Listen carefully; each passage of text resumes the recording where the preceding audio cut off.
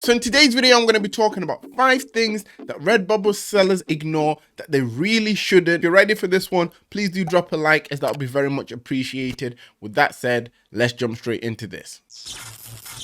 Hi guys, my name's Phil and welcome to the Money Game YouTube channel. For anyone that's new around here, I make print-on-demand content to both motivate and to give you guys tips and tricks on how to improve your print-on-demand stores. If you are new around here, please do click on that subscribe button with the notification bells switched on. That way you won't miss out on any of my future videos. And for those who don't already know, we've helped a lot of people to get their first online sales through sites like Redbubble. And if you are looking to do that yourself, down in the description, I also do have a free print-on-demand starter guide alongside a paid step-by-step guide for anyone looking to turn this into more of a full-time thing. There's quite a few different things I'm going to be talking about in today's video, so I'm going to try to get through everything as quick as I can. And starting us off, we have activating kids clothing. I'm mentioning this first mainly because I spoke about it before. I know some of you guys are aware of this, but there are still people that are new to the channel that still don't know that it's something that's important. And a lot of people do actually ignore these settings and don't actually switch them on. Jumping onto Redbubble quickly, when you come on standard print clothing, usually when you start up, you see 9 out of 12 things enabled, which usually means that kids clothing isn't turned on.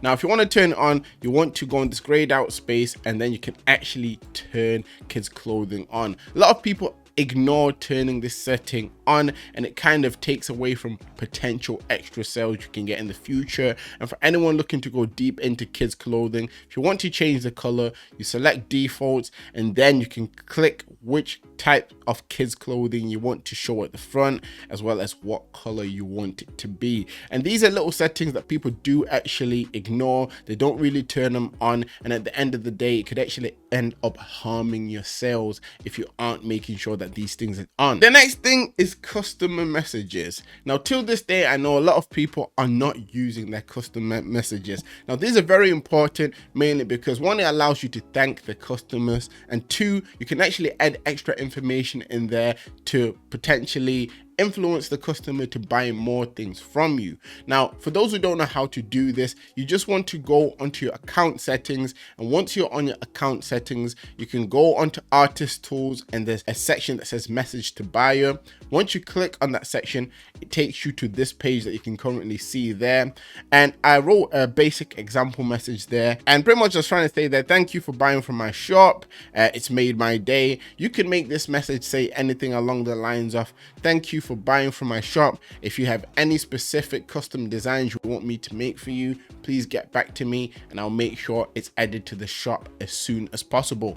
And that's one way you can actually increase your sales even further for those people that may be currently getting sales. Customer messages are very important. If you're not already using them, make sure that you're using them in a way that benefits you building your shop further and potentially getting even more future sales. The next thing I'm talking about is protecting your work. Now, a lot of people that start up with Redbubble that are new don't actually protect their work. And when I'm talking about protecting your work, I mean putting watermarks on them.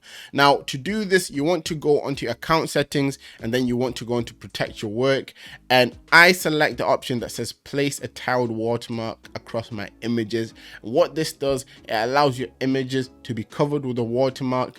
That way people can't just copy your design and re-upload the same thing, or at least it makes it a lot harder for people to do that. This is something a lot of people aren't using and a lot of people need to start using, because I'm always seeing comments where people are telling me how others are copying their designs.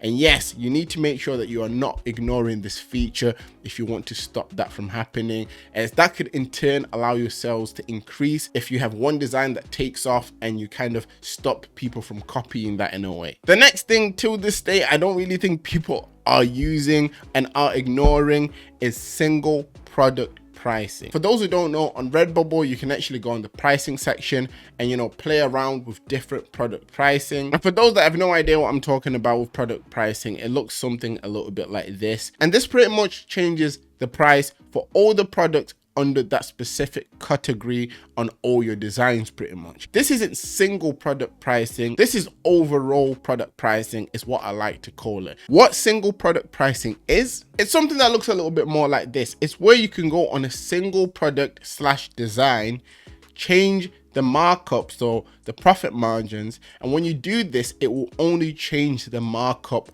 on this specific product and design, nothing else. The main reason it's important to use this mainly comes in handy if you're noticing that you have a certain design that's selling quite a lot. You can actually increase the profit margins a lot higher than they would be. It won't affect anything else, but you would be maximizing the profits from your best selling designs. And this is something that I want people that are already getting sales to be using more of, because ignoring this definitely decreases the amount of future sales you can potentially bring in for yourself. And to finish us off, we have sticker packs. Now, I spoke about sticker packs in the past, but this is something I feel like I need to talk about a little bit more in regards of what you do once you've enabled all of the other product. And I'm mainly talking about this because in the comments, I've seen people asking me what they should do once they have made a sticker pack. Should they just make it active on stickers, on everything? And what I usually say is activate it on everything.